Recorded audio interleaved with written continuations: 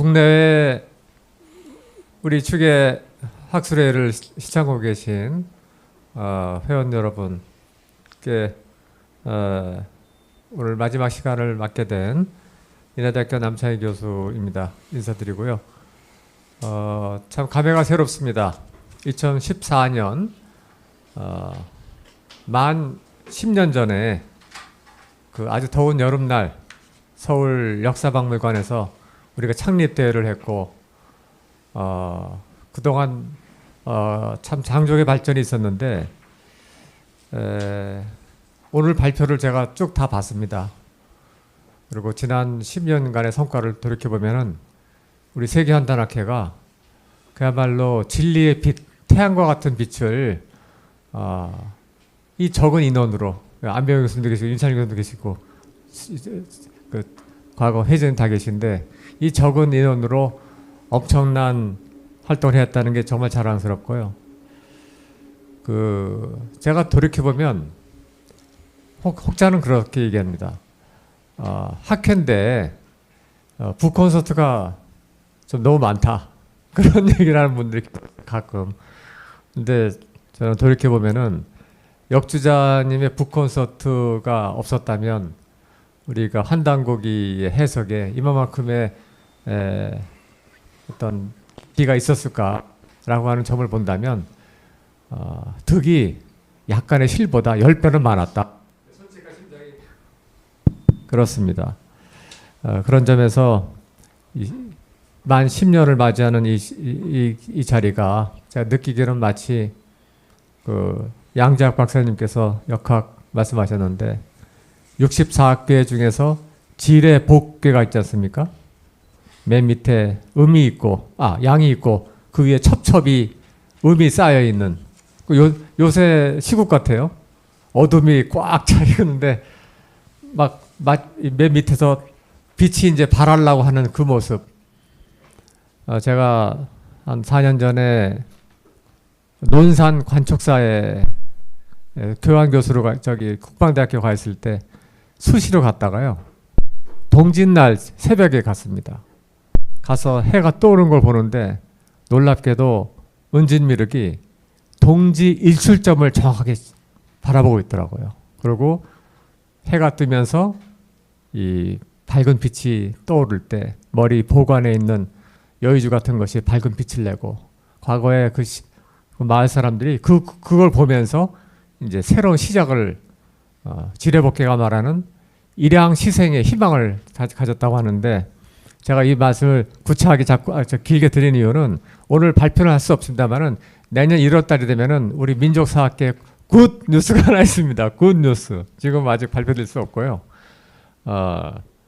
그게 아마 이제 아시게 될 텐데 그 정말 혹독한 탄압을 이겨내고 밝은 빛을 발하는 이 지뢰복의 상을 기대하시면서 오늘 발표자 선생님들 발표 내용에 대해서 우선 토론자 선생님들께서 대략 10분 이내로 토론해 주시고 이어서 발표자 선생님이 토론에 대한 대응 코멘트를 하는 걸로 좀 더 내용을 충실하게 우리가 리뷰해보는 시간을 갖고자 합니다.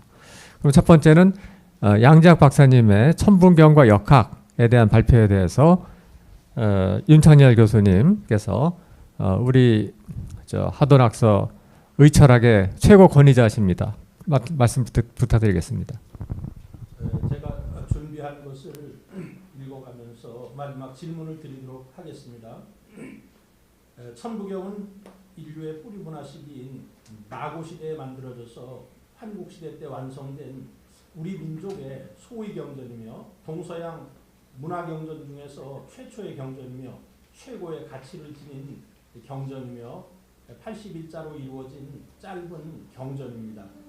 또 천부경은 유불선의 경전보다 훨씬 이전에 나온 유불선의 뿌리가 되는 경전으로 모든 종교, 철학, 과학, 수학 등의 근원이 되는 근원이 되는 인류 문화의 제1의 성전이며 1, 2, 3, 4, 5, 6, 7, 8, 90의 10개의 숫자로 진리의 근원인 하늘 땅 인간을 정의한 우주 수학의 원전입니다. 양재학 박사님은 천부경의 다양한 주제 중에서도 역학의 측면에서 연구를 시도하였습니다. 그 양 박사님은 천부경과 주역의 이제 공통점은 천지인 삼재에 기초하는 것이라고 말하고, 천부경의 천지인 삼극과 주역의 천지인 삼재를 비교 설명하면서 이제 공통점과 차이점이 있다는 것을 얘기하면서 이제 주로 그 분야에 대한 내용을 많이 서술하고 있습니다. 그리고 우주의 그 근극적 근원이라고 하는 이제 무에 대해서 깊이 있는 설명을 시도하였습니다. 이어서 그 천부경의 일적 십거를 가지고 하도낙서를 설명하였으며, 한국의 독특한 역학인 정역의 위대성을 또한 강조하였습니다. 음양오행의 원리로만 설명했던 주자철학의 그 한계를 뛰어넘어 가지고 이제 정역은 그 하도낙서에 대해서 무국태극 환극이 우주변화의 중심축이며 존재의 근원이라고 설파하였습니다. 그리고 마지막으로 환단고기에 거의 명칭만 나오고 내용은 몇 글자에 불과한 환역과 희역의 특징을 심도 있게 설명한 것이 본 논문의 성과라고 말하고 싶습니다. 자, 논평자의 입장에서 이제 필자의 논문을 읽고 나서 의문되는 내용 몇 가지를 질문하고자 합니다. 첫째 것은 그 아까 발표를 하시면서 언급을 하셔가지고 생략을 하고요.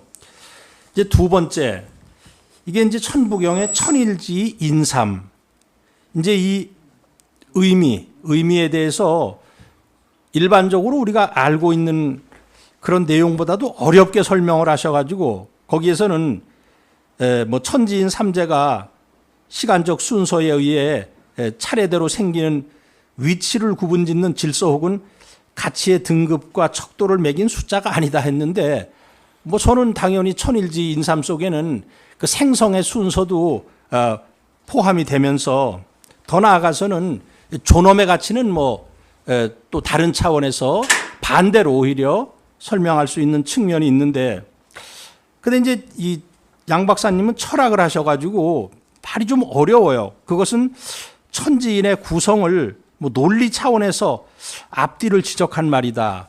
저도 천부경을 연구를 하지만 조금 그런 게 이해가 안 되고요. 또는 거기에 대해서 이 천일지 인삼은 천지인의 본성에 대한 조직 차원의 위계를 밝힌 것이다. 이런 말들에 대한 좀 부연 설명을 부탁을 드리겠습니다. 그리고 이제 둘째로는 천부경의 삼극은 삼재라기보다는 오히려 무에서 비롯된 그 무국의 조직 구조, 곧 삼극의 역동적 움직임을 무의 삼위일체적 통일성에서 찾는 측면이 강조되고 있다 했는데요. 천부경에서의 그 생성론은 무에서 일이 생기고 일에서 천지인 삼극이 그 분화해 나가는 것은 우리가 상식적으로 알고 있는 건데, 오히려 그 삼극을 이제 무에다가 뿌리를 두고 그 강조를 하셨는데, 거기에 대한 보충 설명도 좀 들어보고 싶고요. 그리고 이제 이 논문 각주 17번에 보면은 그 주역에서 선우천 전환의 발상을 찾을 수가 없다고 했는데, 주역에서도 선우천 전환의 논리는 굉장히 많이 있다고 저는 생각하거든요. 건계가 선천이고 곤계가 후천이고 상경이 선천이고 하경이 후천이고, 더 나아가서는 그 상경의 마지막 번에 있는 중화리계에 보면은 아주 그 선천 시대에 그 일어나는 비극적인 사건에 대해서도 설명하거든요. 도력이래여라, 기여며 사여며 이런 이제 부녀며 사여며 기연이라 이런 표현들도 있고 하고, 또 육효 자체도 아래에 있는 사면은 선천이고 위에 있는 사면은 후천이고 등등 그런 선우천의 논리가 저는 많이 있다고 생각하는데, 그런 부분에 대한 설명도 좀 들어보고 싶습니다. 이상입니다. 윤찬희 교수님 감사합니다. 윤찬희 교수님께서 한학의 철학을 평생 연구하신 분인데 한의학계에서는 아주 유명한 분이시죠. 근데 오늘 발표하신 양재학 박사님도 역학계에서는 참 족보 있는 분입니다. 김일부 선생의 제자의 이제 경성제대 나오셔가지고 연대 철학과 교수하시다가 충남대 총장하셨던 이정호 선생이 계신데 그 제자분의 윤남상 교수님이 계시고 윤남상 교수님한테 사사하신 거죠. 네, 그래서 지금 방금 제가 말씀드린 대로 참 족보 있는 분입니다. 그래서 방금 말씀하신 코멘트 내진 질문에 대해서 답변을 부탁드립니다. 예, 감사합니다. 윤창열 교수님 아니면은 이런 어려운 글에 대해서 논평을 해주시기가 어려우실 것이다. 또 정확하게 포인트를 지적해서 다른 사람들도 의아심이 되는 것을 질문해 주셨다는 것을 저도 알고 있습니다. 예, 고맙습니다. 어젠가요? 윤 교수님 질문에 대해서 답하기 전에 잠시 1분만 말씀드렸어요. 어젠가요? 노벨 문학상을 탄 한강이라는 작가가 스웨덴 할리먼에서 문학의 힘을 얘기를 하더라고요. 저는 그 뉴스를 보고서 내가 오늘 여기서 오면은 지금 이제 환단국의 힘이 이제 퍼져야 될 거다라고 이렇게 생각을 했었습니다. 저는 그동안 사회자께서 2014년도에 한나라학회가 발족됐음에도 불구하고 그동안은 전혀 힘을 보태지 못하다가 처음으로 10년 만에 늦게 참석을 해서 숭고합니다. 늦은 만큼 더 앞으로 힘을 보태도록 하겠습니다. 자, 윤 교수님께서는 첫 번째로 삼신일체가 만물의 창조가 원래된 것은 아까 역시 전문가답게 그것을 확실하게 지적을 해서 확실하게 고치도록 하겠습니다. 두 번째, 천일일, 지일리, 인일삼이라고 할 때 똑같이 천일, 지일, 인일 할 때 일은 모든 것들이 하늘과 땅이 구성상에서는 서로 가치에 우열도 없고 등급도 없고 삼위일체로 똑같이 융합되어 존재하지만 각각 역할이 다르다는 의미에서 1, 2, 3이라는 숫자를 통해서 이렇게 표시를 한 것으로 보이고요. 그렇다고 해서 천일일, 지일일, 1, 2, 3이라고 해서 마치 소왕절의 원해운서설에서 10만 8천 년 만에 자, 축, 인묘 이렇게 10만 8천 년마다 이렇게 생기는 것이 아니라 어떤 시간적인 선호, 발생이 1초 뒤에, 2초 뒤에, 3초 뒤에 1이 생기고 2가 생기고 3이 생긴다는 그런 의미가 아니라 논리적 차원에서 하늘은 무엇이고 땅은 무엇이고 라고 하는 것을 이렇게 분간을 조직해서 1, 2, 3이라고 붙인 것이라고 이렇게 보여지고요. 그런 의미에서 아까 천일일, 지일일, 지인일 할 때 그 일은 조직 차원에서 삼일체적으로 융합돼서 이렇게 존재하지만 그것이 현실로 드러날 때는 논리적 차원에서 1, 2, 3으로 이렇게 숫자로서 구분된다라고 이렇게 표현을 한 것입니다. 두 번째, 참 천부경이 쉬우면서도 아까 발표할 때도 말씀드린 바 있지만 무와 일을 같은 것으로 볼 것인가?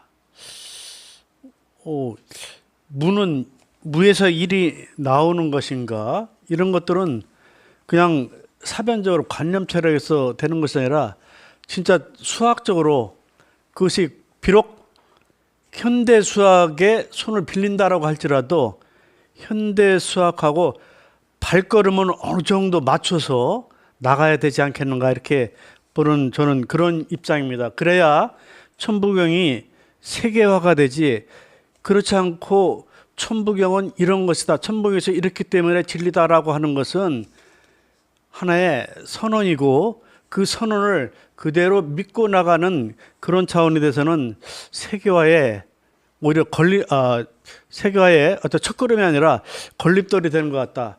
좀 과학하고 현대 수학하고도 좀 발걸음을 좀 보조를 그렇다로서 현대 수학 관점에서 천부경을 많이 한다라고 하는 것은 오히려 그 현대 수학이 천부경의 주인이 되고 천부경은 오히려 하인이 되는 그런 방법이 아니라 이것은 어떤 비슷한 차원에서 그렇다고 해서 천부경이 80일자 중에서 30일자가 수이기 때문에 수학적인 바탕이기 때문에 그런 원칙에서 이렇게 얘기를 했던 겁니다. 저는 그래서 아까 석삼급 무진번이라고 할 때 아까도 발표할 때도 그랬지만 그 무진번의 주어가 어떤 사람은 일이라고 하고 어떤 사람은 무라고 하는데 저 같은 경우는 무라고 봅니다. 그렇다고 해서 일이 배제된 것이 아니라 현대 수학에서 무한론에서 무한이라는 것은 실제 한다라고 하는 것이 수학적으로 입증이 다 됐다라고 얘기를 하고 특히 칸토 같은 사람들 이런 분들은 무한은 진짜로 사실적으로 존재하는 걸 수학을 입증을 해놓고 이 사람이 처음에 공부를 할 때는 수학자였다가 거의 기독교 과정에서 아버지가 목사임에도 불구하고 기독교를 부정을 했었는데 무한 속에서 신을 발견하고 여태까지 자기가 살아온 것이 허망하다라고 생각했는지 모르지만 정신분열을 일으켜서 정신병원에서 고독하게 죽었다라고 하는 것이 있는 것처럼 무한이라고 해서 한계가 없다고 해서 셀 수 없다라고 하는 그런 인식의 그런 문제가 아니라 셀 수는 인간의 의지로서 인간의 이성으로서 생각은 할 수 없지만 사실적으로 팩트로 존재한다는 것이 인피니트라는 그런 얘기죠. 그렇기 때문에 그것은 어떤 신의 전지전능하고 완전하고 또 영원하다라고 하는 그런 것하고 직결이 되기 때문에 아마도 삼신일체 상제도 무한하고 연결시키는 것이 좋지 그냥 무라고 이렇게 하면은 우에서는 절대 유가 나올 수 없다라고 합니다. 그것은 테러라고 합니다. 학문의 테러라고 합니다.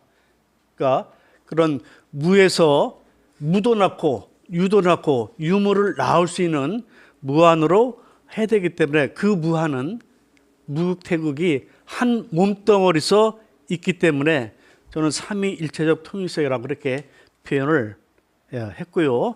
마지막에 주역에서 선우천 발상을 찾을 수 없다. 물론 주역 건괴 문헌전에서도 선천이 천불이 후천이 봉천지나로서 천천과 후천을 나누고 선우천 발상은 있는데 좀 제가 여기서 전환이라고 하는데 어떤 밑줄을 크게 걷으면 좋겠는데요. 선우천 전환 발상이라고 하는 후천 개벽이라는 발상은 좀 없다라고 그런 의미로 사실 썼던 겁니다. 그 기존 주역에서는 선천 후천을 만든다라고 하더라도 대부분 선천을 만들어냈던 것이 가장 완벽하기 때문에 지금은 후천이고 과거로 되돌아가자라고 하는 과거 지향적인 그런 논리가 기존 주역계의 그런 선후천 사상이라고 한다면 정역에서는 지금이 선천이고 앞으로 미래에 닥쳐올 언젠가 곧바로 닥칠 그 세계가 후천이라고 하는 선천이 후천으로 뒤바뀐다라는 선후천 전환 발상은 사실 중국이나 조선조에서도 찾을 수 없다라고 하는 의미에서 선후천 전환의 발상을 찾을 수 없다라고 이렇게 표현해서 어떤 정역과 주역의 특징을 표현하고자 이런 용어를 썼습니다. 과거 지향적이냐 미래 지향적이냐 이런 차이에서 과거 지향적인 성격은 선천으로 되돌아가자라고 하는 과거로 되돌아가자라고 하는 그런 학술이라고 한다면 선후천 전환의 그런 발상은 선천이 후천으로 뒤바뀌어야 된다라고 하는 판이 뒤바뀌어야 된다라고 하는 그런 의미에서 저는 미래지향적 사상이다라고 해서 이것은 과히 혁명적 사상이고 사상적 혁명이다라고 그런 표현에서 주역에서는 천우천 발상을 찾을 수 없다 이렇게 표현했던 겁니다. 이것은 표현의 문제라고 이렇게 보여집니다. 이상입니다. 네, 감사합니다. 천부경에 보면은 본심, 본태양 이렇게 나오는데요. 제가 학교에서 이 내년도 물리학회 회장하는 교수도 있는데 물리학과 교수도 늘 어울려서 자꾸 얘기를 들으려는 게 있습니다. 양자역학에 대해서 얘기를 하려고 그러는데 뭐에 관심이냐면은 우리가 이렇게 분석하고 경무를 하는 것도 중요하지만 빠진 게 경무를 중지하고 생각을 끊고 공허에 들어가서 무의 태양을 만나는 것도 중요하지 않은가, 학자들이 그런 생각을 하기 때문에 자꾸 물리학자 대화를 하는데 아마 지금은 이제 뭐랄까 그런 철학적인 담론을 많이 말씀하셨는데 언젠가 우리 한단학교에서는 이런 것도 한번 말씀 나눠 좋겠습니다. 왜냐면은 역주자님을 제가 말씀 들어보면 결국은 마음을 텅 비우고 내가 환이 되는 거, 오환의 체험을 해야지 그것이 진정 환단고기에 대한 본질을 틀어잡는 것이다라는 것이 이제 핵심인 것 같아요. 그래서 한단학회는 단순히 이제 학술적인 것만 아니라 언젠가는 그것도 필요하지 않을까. 그럼 갑자기 제가 생각이 좀 들었고요. 자, 그 다음에 이제 훈민정음과 가림토의 관계에 관련된 것인데 저는 환단고기를 문자로 바꾸면 훈민정음이 나온다는 생각을 하는 사람입니다. 여기 저 정선자 선생님도 계시고 우리 대한학술원, 이게 대한학술 같이 쓰고 있는데요. 대한학술원에서 몇 년간 연구를 해왔고 이 환단고기와 훈민정음 간에 떼놓을 수 없는 그 모종의 관계에 대해서 상당히 연구를 축적해 놨습니다. 이게 밝혀지면 요새 한글이 뜬다는데 환단고기가 더 같이 뜨고 세계 특별 문화유산이 될 거라 생각하는데 그 토대를 지금도 박덕규 선생이 하나를 한 꼭지를 쥐고 있는 것 같아요. 물론 이제 오늘 발표 내용에 대한 철저한 검증이 필요하지만 그래서 검증을 위해서 박찬하 선생이 좀 날카롭게 한번 비판적 토론을 해주시기 바랍니다.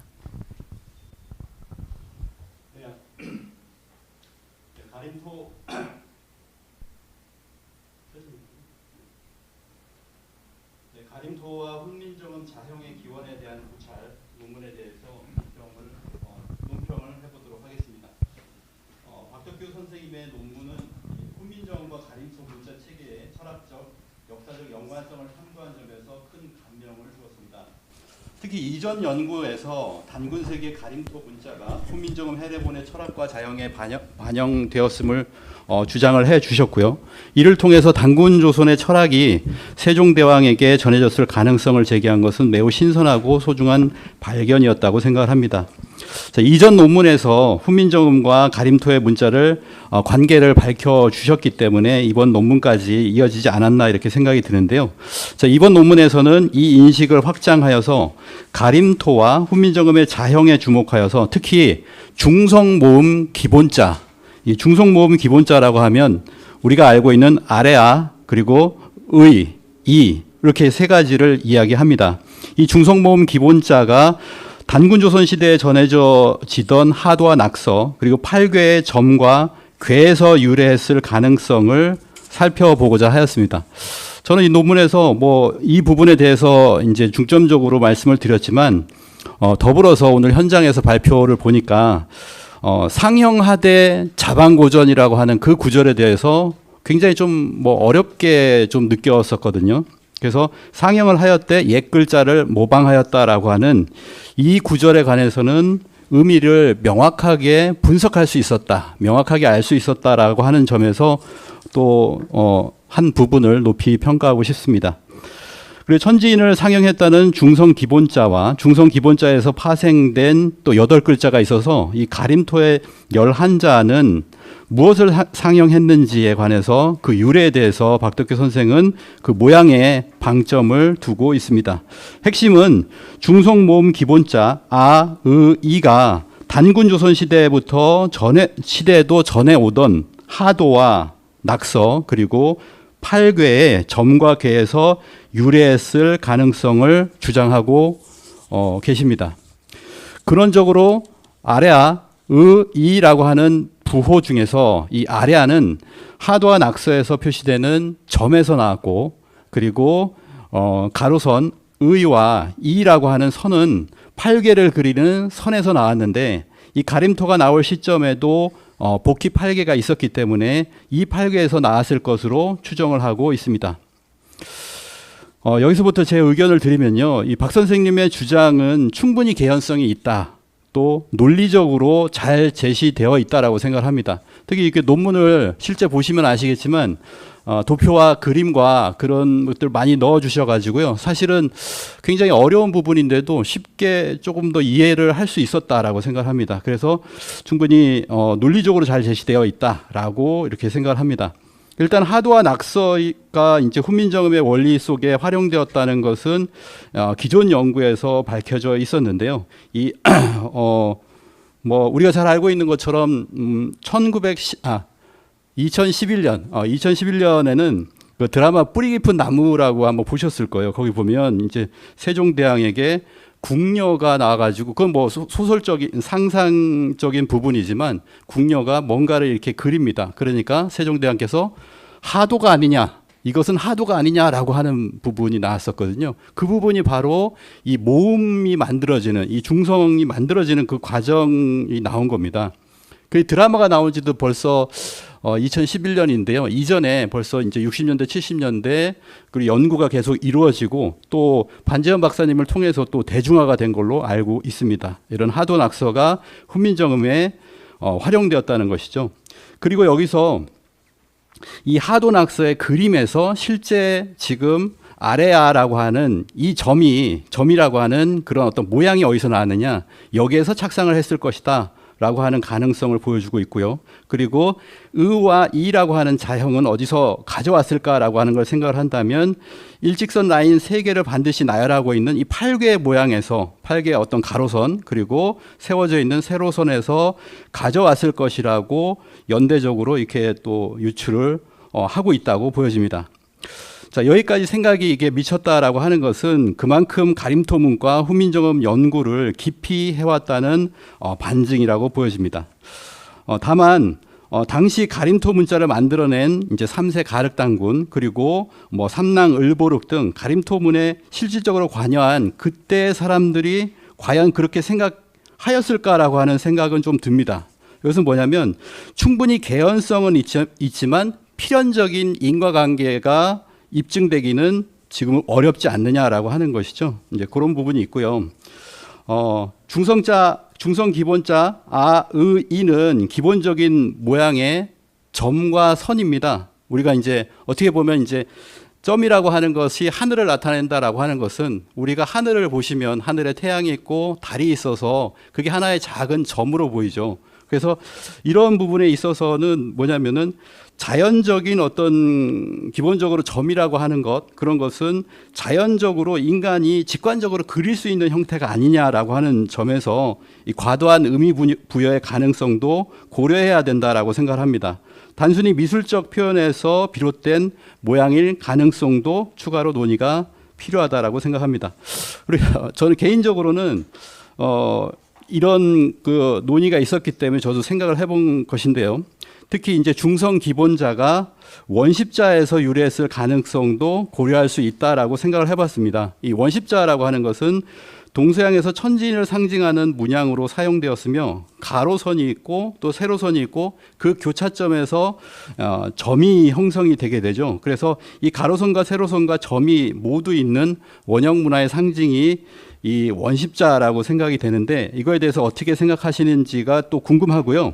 또 이제 원십자를 생각하다 보니까 지금 많은 이 논문에서 보면은 하도 그림이 한 4번 정도가 이게 그림이 나와 있어요. 그 정도로 이제 하도가 중요한 영향을 미치고 있는데, 하도의 중앙에 오토가 이 원십자의 모양이거든요. 모양 자체가. 그렇기 때문에 이 오토도 보면은, 그러니까 하도 자체에 가로선과 세로선이 있고요. 그 다음에 그 안에 이제 또 점이 있잖아요. 그것이 모두 드러나고 있기 때문에 8개까지 이렇게 하도와 하도 낙서 또는 8개를 모두 이렇게 해가지고 아의가 나왔다라고 볼 수도 있지만 하도 자체에서 아래아와 의와 이를 모두 착안했을 가능성도 있지 않느냐라고 하는 것을 한번 검토를 해보시면 좋지 않겠느냐라는 생각이 들었습니다. 자, 그리고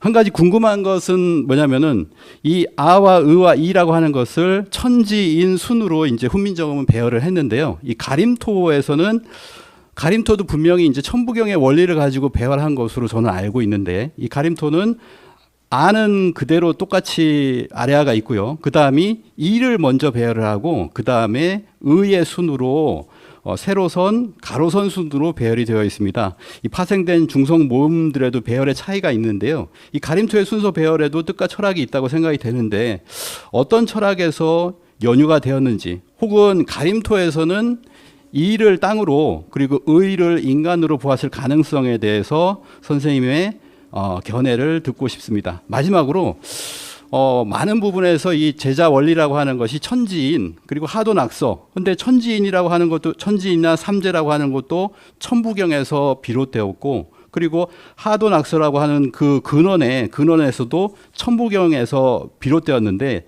이 천부경에 대한 언급이 없는 것이 조금 아쉽습니다. 그래서 그러한 어떤 근원에서 근원으로 돌아가서 이 천부경과의 철학적 연결성 이런 연구가 더 있으면 좋지 않을까라고 생각을 했습니다.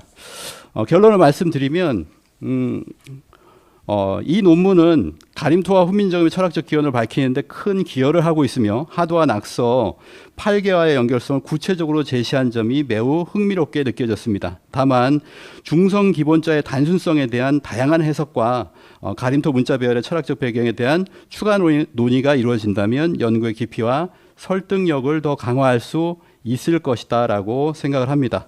앞으로도 더 많은 연구가 기대가 됩니다. 감사합니다.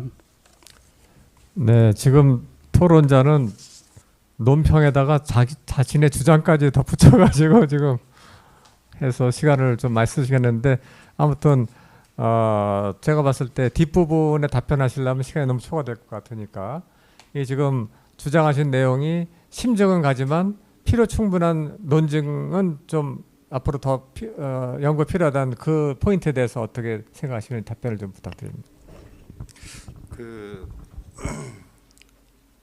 굉장히 단순한 내용이죠. 사실은 이 훈민정음의 자영이 가림토에서 왔다라고 했을 때도 제가 이게 좀 의문이 들었던 건 뭐 아까도 말씀을 드렸지만은 가림토는 그럼 어디서 왔냐라는 거고요.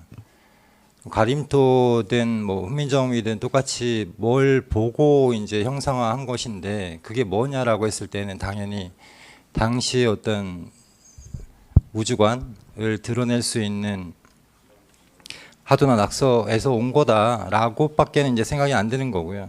그게 어떻게 보면은 뭐 명확한 근거 중에 하나고 또 이제 더 파고 들어가면 그 괴는 그러면 또 하도와 낙서나 팔괴는 도대체 어디서 왔냐라고 하는 또 의문이 들 수밖에 없는 거고요.